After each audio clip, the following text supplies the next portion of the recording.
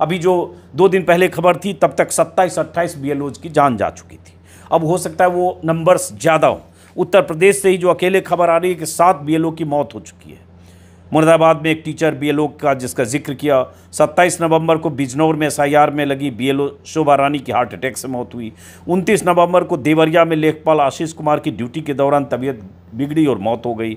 26 नवंबर को फतेहपुर में लेखपाल सुधीर कुमार ने शादी के 1 दिन पहले फांसी लगाई। इस पर वीडियो मैंने 3 दिन पहले भी किया था। 26 नवंबर को बरेली में सर्वेश कुमार गंगवार की ड्यूटी के दौरान हार्ट अटैक से मौत हुई।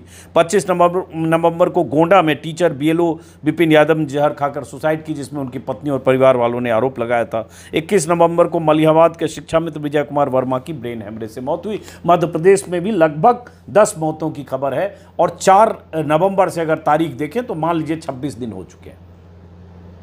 4 दिन और बाकी थे, लेकिन अब 7 दिन बढ़ाया गया, मतलब 11 तक जो ताज़ा नोटिफिकेशन है चुनाव आयोग की तरफ से जो निर्देश आया, प्रेस नोट जो आया।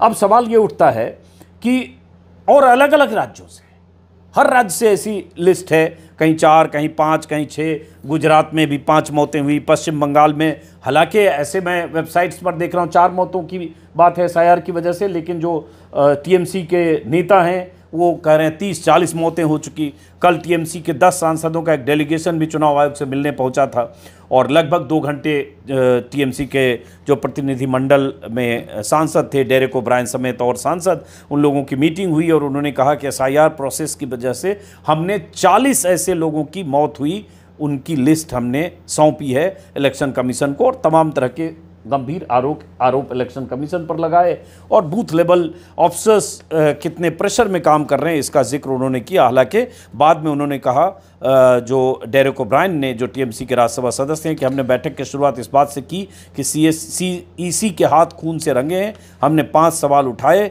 लेकिन हमें हमारे सवालों के जवाब नहीं मिले।